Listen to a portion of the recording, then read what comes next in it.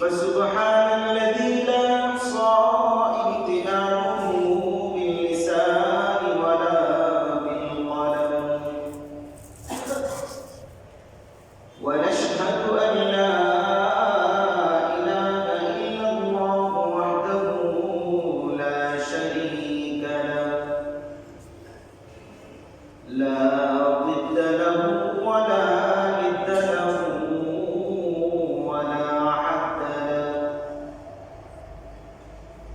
ولا ولد له ولا والد له ولا أم له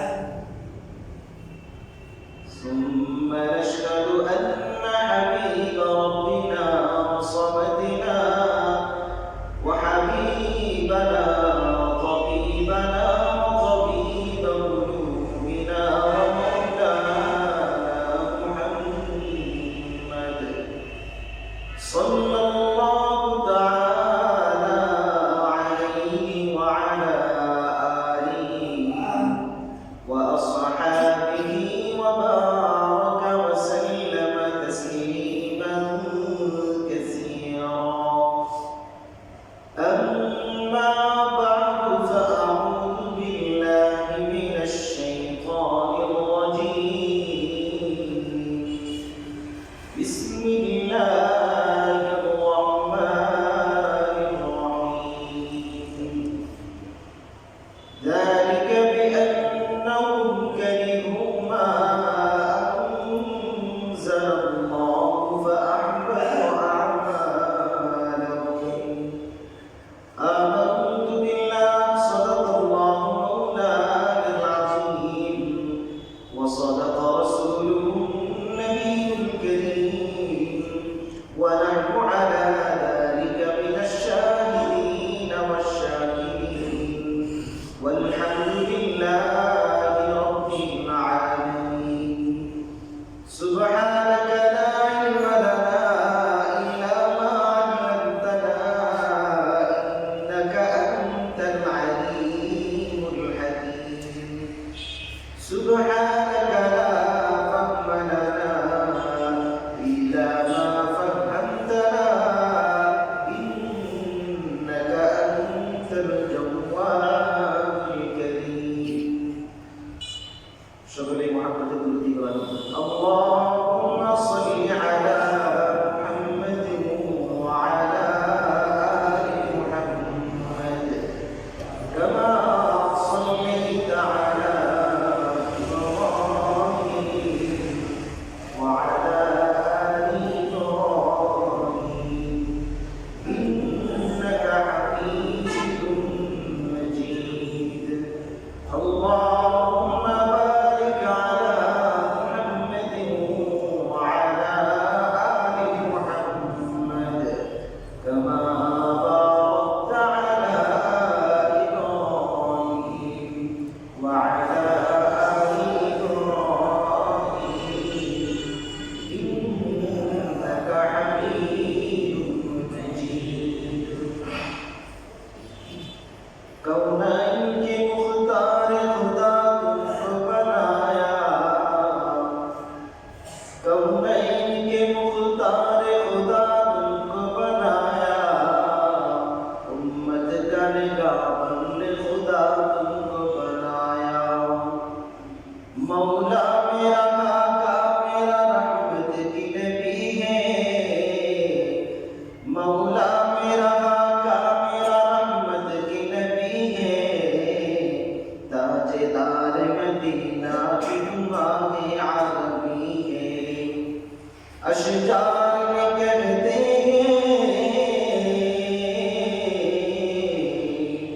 अशजार में कहते हैं नबूवत की शहादत तशदीद कमर में है तो अंगुल के इशारात तशदीद कमर में है तो अंगुल के इशारात अल्हम्दुलिल्लाह सबाई बोले अल्हम्दुलिल्लाह रब्बे करीमेर दरबारे लक्ष कोटी शुक्र ও সুজুদ যে মহান রব্বে করিম আপনাকে আমাকে এই ফিতনা ফাসাদের জামানায় দুনিয়ার সমস্ত ব্যস্ততা থেকে ফারিগ বিদল করে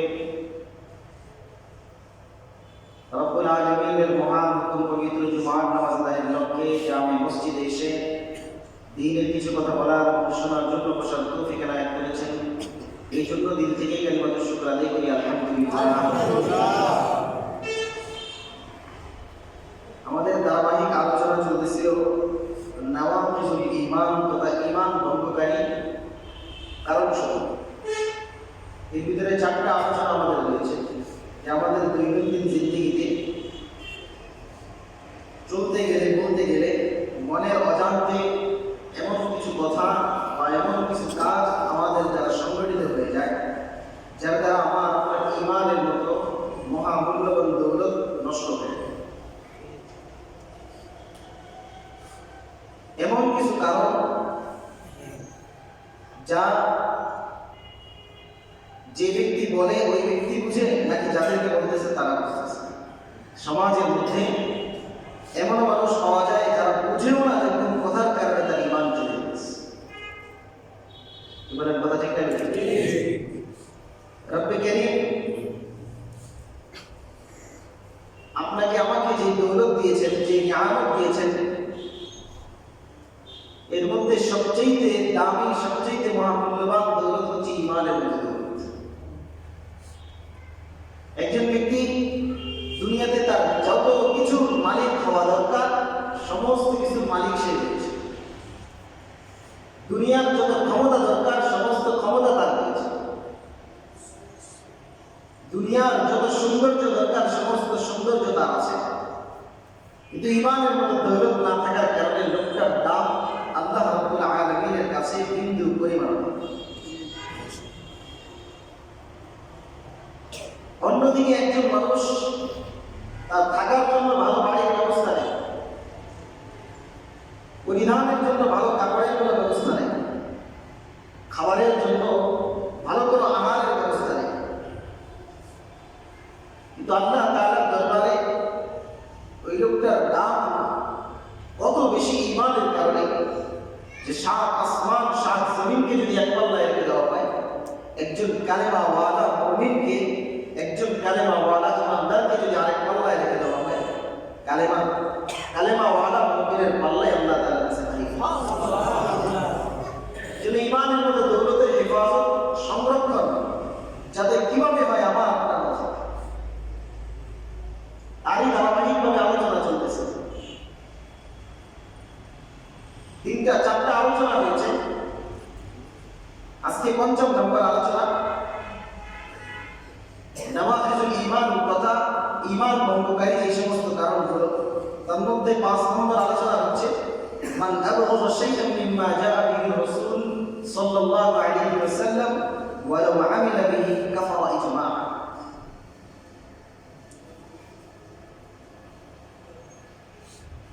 একজন ব্যক্তি রাসূল করিম সাল্লাল্লাহু আলাইহি ওয়াসাল্লামের আনিত ধর্ম, রাসূল সাল্লাল্লাহু আলাইহি ওয়াসাল্লামের যে সুন্নাহ, সমস্ত সুন্নাহ বিশ্বাস তার ভিতরে আছে এবং ওই সুন্নাতের উপর ব্যক্তি আমল করে, কিন্তু আমল করা সত্ত্বেও তার এই সুন্নাতের প্রতি অথবা সে আমল না করলেও কিন্তু রাসূলের এই সুন্নাতের প্রতি তার বিন্দু পরিমাণ ঘৃণা আছে,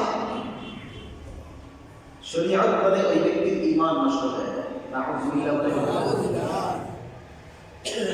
উদাহরণ দিয়ে বুঝবেন যে রাসূল করিম সাল্লাল্লাহু আলাইহি ওয়াসাল্লাম যে শরীয়ত নিয়ে এসেছেন, যে সুন্নাত রাসূল উম্মতের জন্য রেখে গিয়েছেন, এই কথার বিশ্বাস আমরা করি কি করি না? কি বলেন? প্রত্যেকটা ইমানদার করে কি করে? তারপরেও যদি ওই সুন্নাতকে সুন্নাত হিসাবে করে যে কোনো ব্যক্তি তিরস্কার করে অথবা ক্রিটিসাইজ করে অথবা সেটাকে অন্তর থেকে ঘৃণা করে, সে ওই ব্যক্তিও নিজে ওই সুন্নাতের উপর আমল করতেছে, কিন্তু তার ওই সুন্নাতের প্রতি কোনো ঘৃণা থাকে।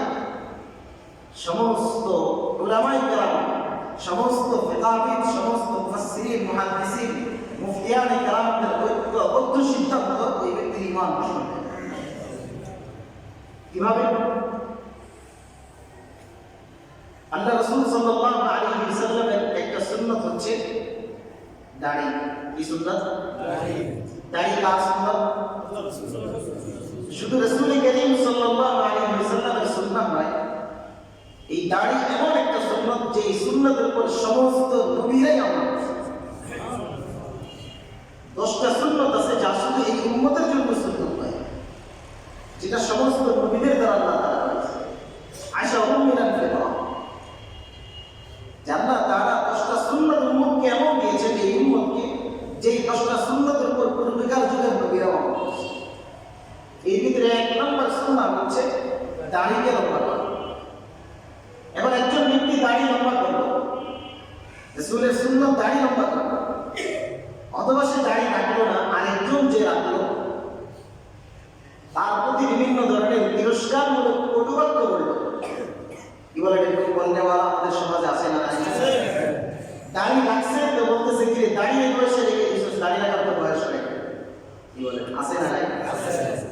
কোন ব্যক্তি যদি রাসূলের সুন্নাতকে ক্রিটিসাইজ করে তিরস্কার করে এরকম করে কোনো কথা বলে, যদিও সেটা মজাক ছিল, যদিও সেটা ফুর্তি ছিল, যদিও সেটা হাসানোর জন্য বলেছে, দিল থেকে বলে নাই, কাফারা ইজমা, ঘৃণা করছে, ওই ব্যক্তি কাফের হয়ে যায়। নিজে মানতে পারি নাই সেটা এক কথা, আমি শরীয়ত মানি নাই তো আমি কবিরা গুনাহ হবে, কিন্তু মানলাম না আবার যে মানলো তাকে তিরস্কার করলাম। মান আবরাযা মিম্মা শাআ বিহি রাসূলুল্লাহ সাল্লাল্লাহু আলাইহি ওয়াসাল্লাম, যে রাসূল যা নিয়ে এসেছেন তার থেকে কোনো জিনিসকে যদি ঘৃণা করে অথবা ইসলাম যা ক্রিটিসাইজ করে ঠাট্টা মস্করি করে, শরীয়ত বলে ব্যক্তি ঈমান নষ্ট। কি বলে এরকম লোক আছে না আমাদের সমাজে? যদি কেউ এটার সাথে মিলে যায়, বাস্তব কথা বলে বলবো, যদি কারোর সাথে মিলে যায় তাহলে আমার কিছু করার নেই।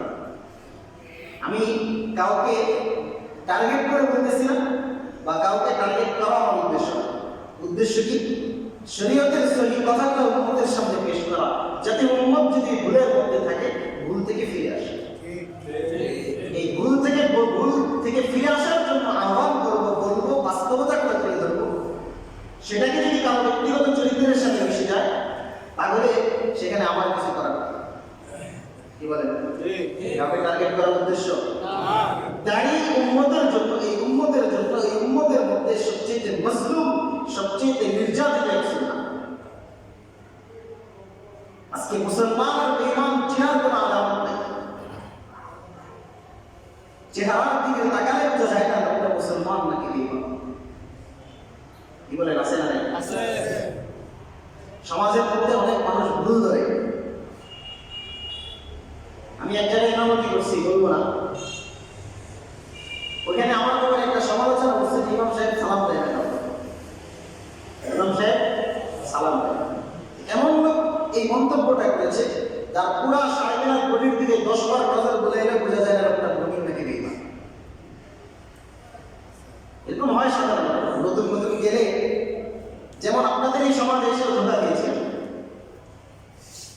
এখান দিয়ে হিন্দু যাতায়াত করতে বন্ধ করাইছে কিনা, আমিও কয়েকবার তাকে সালাম দিয়েছি, জানি না লোকটা যে বেঈমান। কারণ কি? কারণ বেঈমান আর ইমানদারের আলামত দেখে বেঈমান আর ইমানদারের মধ্যে কোনো পার্থক্য আমরা দেখতেছি না। আজকে যদি মুসলমানের মধ্যে রাসূলের সুন্নাহ পরিপূর্ণভাবে থাকে, শার্ট প্যান্ট টাই রাখার সমস্যা নেই, কিন্তু সুন্নতি দাড়ি যদি আপনার গালে রাখে তাহলে তো অবশ্যই চিনতে পারতাম লোকটা ইমানদার, তাকে সালাম দেওয়া। কি বলেন? কিন্তু কয়জনের মধ্যে আমাদের এই আমল আছে? বাবা সন্তানকে বলে এত তাড়াতাড়ি দাড়ি রেখে দিচ্ছে, দাড়ি রাখার বয়স হচ্ছে। স্ত্রী স্বামীকে বলে আমার বাবা তোমার কাছে আমাকে বিয়ে দিয়ে তারপরে দাড়ি রেখেছে, আর তুমি এখনই দাড়ি রেখে ফেলেছো, মাত্র সন্তান হলো, সন্তান বড় হবে, সন্তানকে বিবাহ শাদী দিব, তারপরে তুমি দাড়ি রাখবে। কি বলে? বলে যে দাড়ি যদি রাখে তাহলে সুন্দর স্ত্রী পাওয়া যায় না, মানুষ বৃদ্ধ বলে। আচ্ছা বলে তো আজ পর্যন্ত কোন হুজুর যারা শুরু থেকেই দাড়ি কামায় ওই সমস্ত মানুষগুলা কি বউ পায় না? ওই হুজুর তো ঘরে সবার ঘরে কি বিধবা স্ত্রী? যার একজনের স্বামী মারা গেছে, ওই স্বামী মারা যাওয়ার যে স্ত্রী আছে তাকে সমস্ত হুজুররা বিয়ে করছে। কারণ কি? কারণ হুজুরের দাড়ি রাখে বুড়ে বুড়ে দেখা যায়, জোয়ান মেয়ে বিয়ে করতে পারে। কি বলে? আলহামদুলিল্লাহ, আলহামদুলিল্লাহ। অন্য 10 জনের স্ত্রীর চাইতেও যারা দ্বীন এবং কোরআন সুন্নাহ শরীয়ত মানে তাদের চেহারার দিকে তাকাইলে অন্য রকমের নূর আছে, আর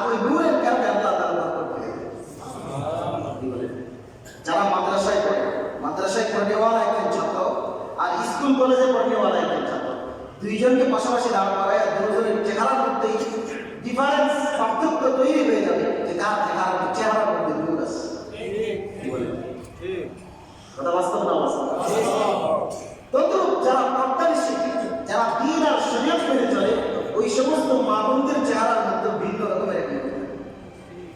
যেই নূরের কারণে ওই স্ত্রীর প্রতি স্বামীর মহব্বত আল্লাহ তাআলা আরো বেশি বাড়ায়। কি বলে? কিন্তু রাস্তা দিয়ে দেখায় অ্যাডভার্টাইজ করে দেয় চলে যে সমস্ত মহিলারা, আর যারা ওই সমস্ত মহিলাদেরকে দেখে তাদের আর একজনকে নিয়ে সংসার করতে ভালো। কারণ কি? কারণ সে বিভিন্ন জায়গায় দেখে আসছে, যেটাই দেখে ওটাই শয়তান তাকে সৌন্দর্য দেখে, সৌন্দর্য হিসেবে তার সামনে উপস্থাপন করে। শয়তান দেখতেছে যদিও তার ঘরের স্ত্রী তার চাইতে সুন্দর, কিন্তু শয়তান তাকে বাহিরেরটাকে, অসুন্দরটাকেও সুন্দর বানায় উপস্থাপন করে। এই জন্য নজরের হেফাজত করা, নিজেও বেপরদার থেকে বাইচা থাকা, বেপরদায় চলার থেকে বেঁচে থাকা, নিজের পরিবার পরিজনকে পর্দার সাথে চালানো। যাই হোক, বলতেছিলাম রাসূল করিম সাল্লাল্লাহু আলাইহি ওয়াসাল্লামের সুন্নাহ দাড়ি। এই দাড়ি রাখার কারণে যে রাখতে পারিনি তো আল্লাহর কাছে কান্নাকাটি করে তৌফিক চাই যে আল্লাহ মুষ্টি পরিমাণ দাড়ি রাখার তৌফিক দেন। কিন্তু যারা রেখেছে তাদেরকে প্রতিদিন ক্রিটিসাইজ করে কথা বলে। রাজি আছি তো ইনশাআল্লাহ? আর যারা অতীতে করে ফেলেছে যে দাড়ি রাখার কারণে বন্ধু বান্ধবকে একটু ক্রিটিসাইজ করে কথা বলে, ওই সমস্ত ব্যক্তিরা কি করবে? নতুন করে আল্লাহর কাছে তওবা করে কান্নাকাটি করবে যে আল্লাহ, না জানা থাকার কারণে বলেছিলাম, ভুলে বলেছিলাম, সুতরাং তোমার কাছে তওবা চাই, মাফ চাই, তুমি মাফ করে আমার তওবাকে কবুল করো। বাকি জিন্দেগি তোমার সুন্নাহ, রাসূলের সুন্নাহর কারণে কাউকে কোনোদিন ক্রিটিসাইজ করবে না। এটাই সমাধান। কি বলে? আল্লাহর কাছে তওবা করা, কান্নাকাটি করে মাফ চাওয়া। যারাই রাসূল করিম সাল্লাল্লাহু আলাইহি ওয়াসাল্লামের শুধু দাড়ির সুন্নাত নয়, যত সুন্নাত আছে, আজকে দাড়ি রাখার কারণে বলে ধীরে ধীরে তো তালেবানের মধ্যে যাবে। কি বলে? কি বলে না? দাড়ি রাখছে তো তাকে বলে জঙ্গিবাদের মধ্যে। পত্রিকার মধ্যে বিজ্ঞপ্তি আসে, জঙ্গিবাদ চিনার কিছু আলামত, সন্ত্রাসী চিনার কিছু আলামত। এর ভিতরে একটা অপশন থাকে, যারা লম্বা লম্বা দাড়ি রাখে, যারা লম্বা লম্বা পোশাক। কি বলেন? আছে না? এই ধরনের রিপোর্ট যদি কেউ বিশ্বাস করে, অন্তর থেকে ঘৃণা করবে না। যদি তার দৃঢ় দিমাগের ভিতরে এই জিনিস থাকে যে যাদের লম্বা পোশাক আছে, যাদের লম্বা জামা আছে, যাদের লম্বা দাড়ি আছে, এরাই খুব সম্ভব জঙ্গিবাদ, ওই ব্যক্তির ঈমান থাকবে না। বলে জানি তো রাসূলের সুন্নাহ, যত জায়গায় জঙ্গি হামলা হয়েছে, হলি আতিজানে যে হামলা হয়েছে, কয়জন দাড়িওয়ালা আর লম্বা জুব্বাওয়ালা ছিল? তারপরেও ওই হলি আতিজান দিয়ে নাটক আর সিনেমা বানাইছে, বানাইয়া সেখানে মূল ভিলেনটাকে দাঁড়িয়ে দিয়ে তারপরে বানাইছে। দেশদ্রোহী যে সমস্ত রাজাকারগুলো ছিল, তাদের মধ্যে কয়জন দাঁড়িয়েওয়ালা ছিল? এখন রাজাকার বুঝাইতে গেলেই দাড়ি দেখায়, টুপি লাগায়, তারপর বুঝাই, এমন যেন দাড়ি টুপিটাই রাজাকার চিনার আলাদা। নাউজুবিল্লাহ। রাসূলের যত সুন্নাহ আছে, রাসূলের যত নিয়ম নীতি আছে, কোন নিয়ম নীতি, কোন সুন্নাতকে যদি কোনো ব্যক্তি নিজ দৃষ্টিতে দেখে, তিরস্কারের দৃষ্টিতে দেখে, ওই ব্যক্তির ঈমান জিন্দেগির আমল সব কিছু বরবাদ, পুরো জিন্দেগির যত আমল আছে সমস্ত আমল বরবাদ। সূরা মুহাম্মাদের ৮ নম্বর আয়াতের মধ্যে ৯ নম্বর আয়াতের মধ্যে আল্লাহ তাআলা বলেন, যালিকা বিআন্নাহুম কারিহু মা আনজালাল্লাহু ফাআহবাতা আমালাহুম। যালিকা বিআন্নাহুম কারিহু মা আনজালাল্লাহ। মুহাম্মদুর রাসূলুল্লাহ সাল্লাল্লাহু আলাইহি ওয়াসাল্লাম যে শরীয়ত নিয়ে এসেছেন, সেটা কার পক্ষ থেকে? জোরে বলেন। এই শরীয়তকে নিজে বানায় নিয়ে আসছেন নাকি স্বয়ং আল্লাহ তাআলা দিয়ে পাঠাইছেন? সুতরাং রাসূলের যত সুন্নাহ আছে, যত শরীয়ত আছে, যত মাসলা মাসাইল আছে, যত নিয়ম নীতি আছে, সমস্ত কিছু কেমন যেন আল্লাহ তাআলাই পাঠায় দিয়েছেন। সুতরাং আল্লাহ তাআলার পাঠানো কোন সুন্নাহকে, শরীয়তের কোন মাসলা মাসাইলকে, শরীয়তের কোন নিয়ম নীতিকে যদি কোনো ব্যক্তি তিরস্কার করে, সূরা মুহাম্মাদের মধ্যে আল্লাহ তাআলা বলেন, যালিকা বিআন্নাহুম কারিহু মা আনজালাল্লাহ। যালিকা বিআন্নাহুম কারিহু মা আনজালাল্লাহ। তারা কাফের কেন হয়ে যায়? বিআন্নাহুম কারিহু মা আনজালাল্লাহ, কারণ আল্লাহ তাআলা যা নাযিল করেছেন সেটাকে তারা ঘৃণা করেছে। কারিহু মা আনজালাল্লাহ, আল্লাহ যা নাযিল করেছেন সেটাকে তারা ঘৃণার চোখে দেখেছে। ফাআহবাতা শেষ নয়, আল্লাহ তাআলা বলেন ঘৃণার চোখে দেখলে কি হবে, তার সারা জিন্দেগীর সমস্ত রকমের আমালগুলো বাতিল করে ফেললো। কোন ব্যক্তি যদি আল্লাহ রাসূলের সুন্নাহ অথবা শরীয়তের কোন নিয়ম নীতিকে ঘৃণার চোখে দেখে, সে ঘৃণার চোখে দেখে কি করলো, নিজের ক্ষতি করলো। কার ক্ষতি করলো? নিজের ক্ষতি করলো। সারা জিন্দেগীর সমস্ত রকমের নামাজ সবকিছু বাদ হয়ে যায়, সারা জিন্দেগীর সমস্ত রোজা, সারা জিন্দেগীর তাসবিহ তাহলিল তাহাজ্জুদ নফল সাদকা নফল রোজা যা কিছু আছে সমস্ত কিছুই তার একটা সুন্নাতকে শরীয়তের একটা বিধিবিধানকে অস্বীকার করার কারণে অথবা তার প্রতি নিচু দৃষ্টিতে দেখানোর কারণে আল্লাহ তাআলা বলেন ফাআতা আমালাহু, ওই ব্যক্তি তার জিন্দেগীর সমস্ত নেক আমলগুলোকে বরবাদ করে দিল। এজন্য রাসূলের সুন্নাহ শরীয়তের নিয়ম নীতি মানতে পারতেছি না, কবিরা গুনাহ হলে তওবা করব তো মাফ করে দিবেন, কিন্তু সেটার প্রতি উল্টা আমি তিরস্কার করলাম অথবা সেটাকে আমি নিচু দৃষ্টিতে দেখলাম, তাহলে ঈমানের মতো দৌলত হারাম ছাড়া কোনো উপায় নেই। তাহলে ঈমান ভঙ্গকারী 5 নম্বর কারণ কি? যে রাসূল সাল্লাল্লাহু আলাইহি ওয়াসাল্লাম শরীয়ত হিসেবে যা নিয়ে এসেছেন তার প্রতি কোনো নিচু দৃষ্টি দেওয়া, ঘৃণা করা, যদিও সে ওই জিনিসের উপর আমল করে। সুন্নাহ রাখছি আমি, তারপরে সুন্নতের প্রতি কেমন যেন আমার অনীহা ওই সুন্নতের উপর আমল করলেও চলবে না যদি আমার অনীহা ভাব না। আল্লাহ তাআলা আমাদেরকে আমল করার তৌফিক দেন। 6 নম্বর আলোচনা, যে কোন জিনিসের কারণে আমাদের ঈমান নষ্ট হয়ে যায়। মানিস্তাহজা বিশাইইন মিন দীনিল্লাহ আও সাওয়াবিহি আও ইকাবিহি কাফারা। মানিস্তাহজা বিশাইইন মিন দীনিল্লাহ, কোন ব্যক্তি যদি আল্লাহ তাআলার পক্ষ থেকে যে দিন আসছে, যে ধর্ম পালন করলে যে সওয়াব আছে, যে শাস্তি আছে, কোন ব্যক্তি যদি পাপাচারে লিপ্ত হয়ে যায়, এগুলার কোন বিষয় যদি কোন ব্যক্তি নিয়া ক্রিটিসাইজ করে, তিরস্কার করে, ওই ব্যক্তির ঈমান নষ্ট হয়ে যায়। কিভাবে আল্লাহ তাআলা ধর্ম দিয়েছেন, এখন এই ধর্মকে আমার ভালো লাগে না, এরকম লোক আছে না নাই? ধর্ম ভালো লাগে না, ধর্মের কর্ম আমার কাছে ভালো লাগে না, ধর্মের কথা শুনলেই আমাদের গায়ে চুলকায়, এমন স্বভাবের লোক আছে না নাই? তারা ধর্মের প্রতি ঘৃণা রাখে, এবং ধর্মের কথা যদি মানুষ তাদেরকে বলতে যায় তখন উল্টা তাদেরকে আবার ক্রিটিসাইজ করে, তিরস্কার করে, আছে না নাই? এই জন্য যদি তাদেরকে বলেন একবার সুবহানাল্লাহ বলবেন, একবার যদি কোনো ব্যক্তি সুবহানাল্লাহ বলে, তাহলে জান্নাতে আল্লাহ তাআলা তার জন্য এমন এক গাছ বানায় দেন, এমন এক গাছ লাগায় দেন, 500 বছর আরো দেখতে ঘোড়া ওই গাছের ছায়া দৌড়ায় শেষ করতে পারবে না। এটা কি দেখা যায়? কি বলেন, দেখা যায়? এখন যদি এই বয়ান আপনি দেন, একবার সুবহানাল্লাহ বলবেন যে জান্নাতের মধ্যে বড় একটা গাছ হবে, এই কথা বললে অনেক মানুষ তিরস্কার করে, ভাই আমরা দুনিয়াতে নগদ বিশ্বাসী, বাকি বিশ্বাস করি না, আছে না নাই?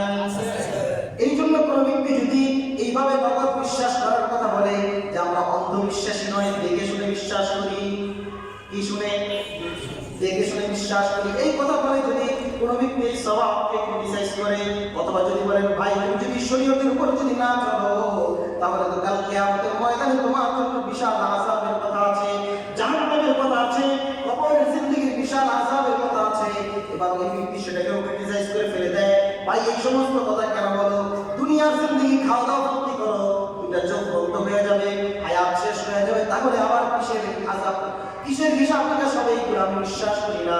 এরকম আছে না নাই? এরকম ক্রিটিসাইজ যদি কেউ করে, অথবা কেউ যদি এরকম কোনো কথা বলে, যদিও সে নামাজি ইমানদার, তারপরেও তার ঈমান থাকে না, ঈমান নষ্ট হয়ে যায়, ওই ব্যক্তির অজান্তেই তার ঈমানের মতো মহামূল্যবান দৌলত নষ্ট হয়ে যায়।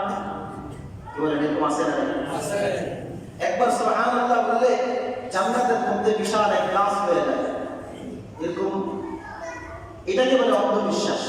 কি বলেন, অন্ধবিশ্বাসী নয় আমরা দেখে শুনে বিশ্বাসী। কোন ব্যক্তি যদি এমন বলে ভাই অন্ধবিশ্বাস নেই, অন্ধবিশ্বাস ভালো নয়, তবে সব কিছু অন্ধবিশ্বাস ছাড়া তুমি ইমানদার হতে পারো। কি বলেন, এই ব্যাপারে যদি বলে যে ভাই পরকাল হবে, এগুলো তো দেখা যায় না, এগুলো বিশ্বাস করি না, ওই ব্যক্তির কাছে প্রশ্ন ছুড়ে দিবেন, ভাই তোমার বাবা মায়ের মিলনের মাধ্যমে যে তুমি জন্মগ্রহণ করেছো, এই কথা তুমি কিভাবে দেখলাম? কি বলেন, এই কথার বিশ্বাস সে করে। জিজ্ঞাসা করবেন তোমার বাবাকে বলে হোক, তোমার মাকে হোক, বলে দিলে উনি যে তোমার বাবা, উনি যে তোমার মা, বলে আছে না নাই? এরকম প্রশ্ন তাদের কাছে ছুড়ে দেবেন, দেখবেন ওই সমস্ত ব্যক্তিরা লাজবাব হয়ে যাবে, ওই সমস্ত ব্যক্তিদের কাছে আর কোনো জবাব নেই। এই জন্য দ্বীনের কোনো বিষয়, দ্বীনের সওয়াবের বিষয়, দ্বীনের কোনো শাস্তি, যে সমস্ত শাস্তি শরীয়তের বিধান হিসেবে রেখে দিয়েছেন আল্লাহ তাআলা, এগুলোকে নিয়ে যদি কোনো ব্যক্তি তিরস্কার করে তার দ্বারা ঈমান নষ্ট হয়। কি বলি? কোরআনে কারীমের মধ্যে জিনা করলে কোনো ব্যক্তি যদি জিনা করে ফেলে তাহলে তার শাস্তি কি হবে? কোনো ব্যক্তি যদি চুরি করে ফেলে তাহলে তার শাস্তি কি হবে? কোনো ব্যক্তি যদি চুরি করে ফেলে ওই পরিমাণ সম্পদ কতটুকু দাম হলে তার হাত কাটা যাবে, এরকম বিধান আছে না নাই? এখন এটার উপরে দুনিয়াতে আমল আছে, আমল প্রয়োগ করতে পারতেছি না, সেটা আমাদের ব্যর্থতা। আমল প্রয়োগ করতে পারতেছে না সরকার, সেটা সরকারের ব্যর্থতা। আমরা সেটাকে প্রয়োগের জন্য সরকারের কাছে বলতে পারতেছি না, সেটা আমাদের ব্যর্থতা। এই ব্যর্থতার জন্য কি আমাদের ময়দানে আল্লাহর কাছে জবাব দিতে হবে। কিন্তু হাত কাটার বিধান সরাসরি কোরআনে কারীমের একটা অংশ, কি অংশ না? এই সরাসরি কোরআনের এই বিধান। এখন হাত কাটার বিধানকে যদি কোনো ব্যক্তি বিনা দৃষ্টিতে দেখে অথবা হাত কাটার বিধানটাকে নিয়ে কোনো ব্যক্তি যদি ক্রিটিসাইজ করে, তার ঈমান থাকবে না। সওয়াবের ব্যাপারে বুঝালাম, সুবহানাল্লাহ বললে অন্ধবিশ্বাস হয়ে যায়, সুবহানাল্লাহ সওয়াব হিসেবে। কিন্তু আযাবের ক্ষেত্রে দুনিয়ার জিন্দেগিতে কোনো ব্যক্তি যদি জিনা করে ফেলে তাহলে তার শাস্তি কি হবে, এই কথা যদি বলতে যাই, অথবা চোর চুরি করে ফেললে তার শাস্তি কি হবে, এই কথা কোরআনের বিধান যদি সমাজে বলতে যাই, আজকে সমাজে অনেক মানুষেরই পছন্দ হবে না এই বিধান। কি বলেন? আচ্ছা, একজন মানুষ যদি দামি কোনো কিছু চুরি করে ফেলে, ওই চোরকে যদি জনসম্মুখে যায় কোরআনের বিধান অনুযায়ী তার হাতকে কেটে দেওয়া হয়, আবার চুরি করলে তার বাম হাতকে যদি কেটে দেওয়া হয়, এভাবে যদি কেটে দেওয়া হয়, তাহলে অন্য 10টা চোর এর থেকে সংশোধন হবে কি হবে না? কি বলেন? কোরআনে কারীমের সমস্ত বিধানগুলো উম্মতের জন্য ইবারতার শিক্ষা রেখে দিয়েছেন আল্লাহ। কোনো ব্যক্তি যদি কাউকে অন্যায়ভাবে জুলুম করে হত্যা করে ফেলে, কোরআন বলে ওয়ালাকুম ফিল কিসাসি হায়াতুন ইয়া উলিল আলবাব, ওয়ালাকুম ফিল কিসাসি হায়াতুন ইয়া উলিল আলবাব। দুনিয়ার জিন্দেগিতে যদি কোনো মানুষ কাউকে হত্যা করে ফেলে, একজন যদি আরেকজনকে মেরে ফেলে, কোরআন বলে, শরীয়ত বলে যে যাকে হত্যা করা হয়েছে তার আত্মীয় স্বজনরাও এভাবেই তাকে হত্যা করে ফেলবে। কার বিধান? আল্লাহর বিধান, কোরআনের বিধান। কুতিবা আলাইকুমুল কিসাসু ফিল কাতলা। আল্লাহ তাআলা সরাসরি বলেছেন হত্যার বিনিময়ে হত্যা তোমাদের জন্য ফরজ করা হয়েছে, তবে সেটা নিজে নিজে নয়, রাষ্ট্রীয়ভাবে। কিভাবে? এখন বলবেন হুজুর কোরআনের আয়াত পাইছি, যাই অমুকে আমার হত্যা করে, আমার বাবারে হত্যা করেছে, এখনই তাকে শেষ করে ফেলি, করা যাবে না। বরং সেটা রাষ্ট্রীয়ভাবে করতে হবে। রাষ্ট্র যদি করতে না পারে, অথবা যারা কোরআনের বিধান কায়েম করে না, ওই সমস্ত মানুষগুলোকে যদি নির্বাচিত করে রাষ্ট্রের ক্ষমতায় বসায় দেয়, তাহলে অবশ্যই রাষ্ট্রপক্ষ গুনাহগার হবে। যারা তাদেরকে ক্ষমতায় বসাইছে তারাও গুনাহগার হবে। কারণ কি? কারণ হলো ওই সমস্ত মানুষগুলা আল্লাহ তাআলার বিধানকে বাস্তবায়ন করে না। দুনিয়ার মানুষগুলো যদি জানে তাকে যদি আমি রাষ্ট্র ক্ষমতায় বসায় দিই, তার দ্বারা কোরআনের বিধান লঙ্ঘন হবে, ওই ব্যক্তির দ্বারা কোরআনের বিধান হবে না, ওই ব্যক্তির দ্বারা কোরআনের বিধান কায়েম হবে না। তারপরেও যদি সমস্ত মানুষগুলা তাকে সাপোর্ট করে, তাকে নির্বাচিত করে ক্ষমতার আসনে বসায় দেয়, তাহলে শরীয়ত বলে যে অপরাধ করবে যাদের ভোট পায়া, যাদের নির্বাচন পায়া ওই সমস্ত মানুষগুলা নির্বাচিত হয়ে ক্ষমতার অপব্যবহার করতেছে, উভয় দল সমান অপরাধী। এই জন্য কোরআনের বিধান কুতিবা আলাইকুমুল কিসাস ফিল কাতলা ওয়া লাকুম ফিল কিসাসি হায়াতুন। আল্লাহ তাআলা বলেন ওয়া লাকুম ফিল কিসাসি হায়াত, তোমরা যদি কিসাস কায়েম করো এটার মধ্যে জীবন আছে।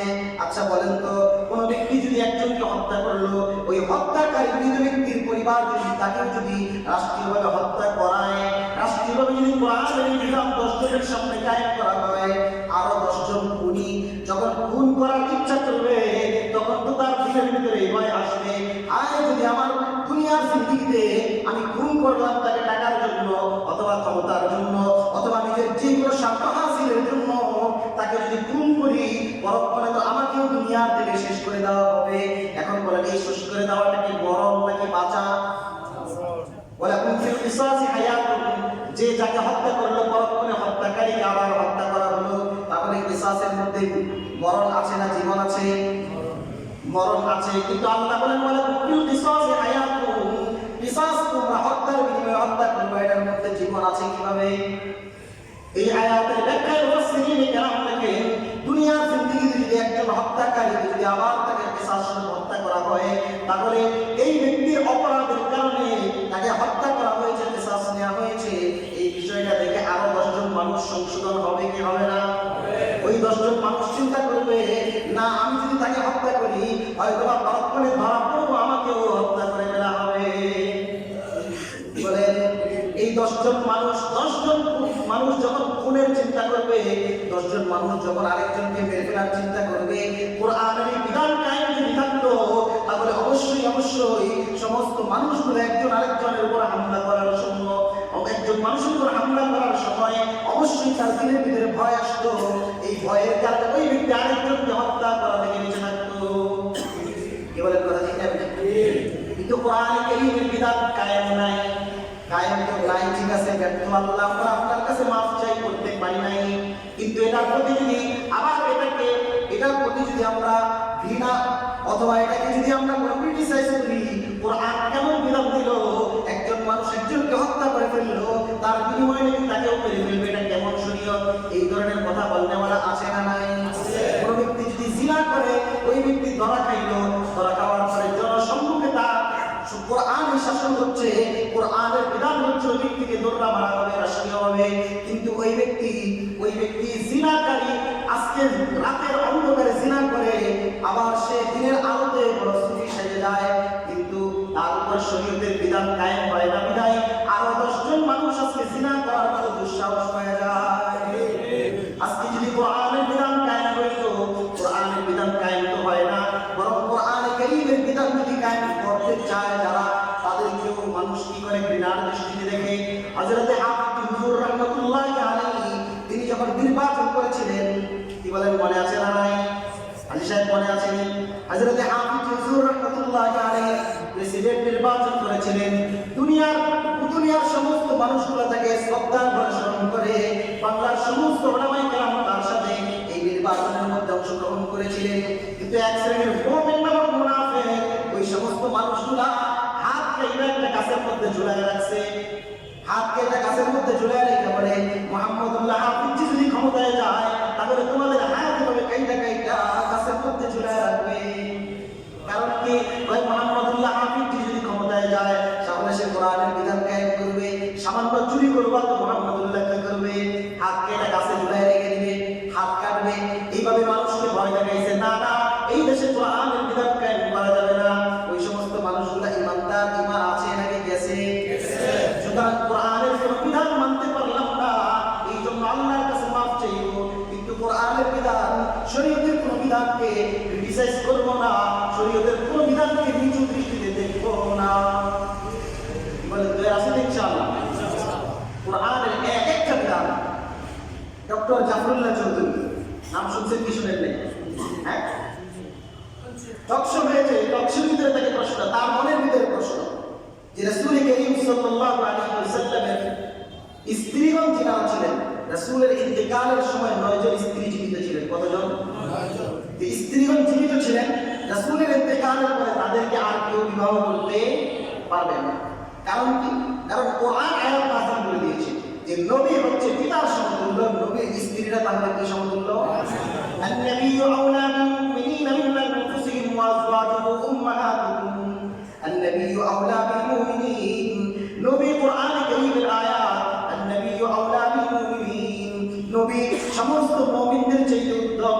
ওয়া আযওয়াজুহু উম্মাহাতুহুম ওয়া আযওয়াজুহু উম্মাহাতুহুম, আর তার যত স্ত্রীরা আছে সমস্ত স্ত্রীরা তোমাদের মায়ের মর্যাদা সমতুল্য। কে দিয়েছেন এই বিধান? আল্লাহ। কিন্তু হযরত আম্মা জান আয়েশা রাদিয়াল্লাহু তাআলা আনহা যখন রাসূলের ইন্তেকাল হয়ে যায়, তার বয়স মাত্র 18 বছর। 18 বছর একজন যুবতীকে রেখে রাসূল দুনিয়ার থেকে চলে গেলেন। বাকি জিন্দেগি উনি কিভাবে কাটাইলেন? এই জন্য জাফরুল্লাহ চৌধুরী নাস্তি প্রশ্ন করলো, আম্মা জান আয়েশার উপর তো আল্লাহ তাআলা বিধান চালু কইরা জুলুম করছেন, নাউজুবিল্লাহ বলেন। আল্লাহ তাআলা ঘোষণা দিলেন, নবীরা তোমাদের বাবা সমতুল্য, নবীর স্ত্রীরা মায়ের সমতুল্য।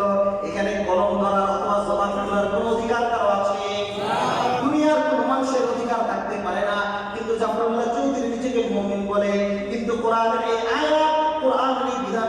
মানতে রাজি নয়। বলেন তো ওই ব্যক্তির ঈমান আছে না শেষ? সুতরাং কোরআনের ঈমান যদি পরিপূর্ণ ঈমানদার হতে হয়, কোরআনের ৬৬৬৬ অথবা কোরআনের যত আয়াত আছে ৬২৩৪ যত আয়াত আছে সমস্ত আয়াতের উপর পরিপূর্ণভাবে বিশ্বাস স্থাপন করতে হবে।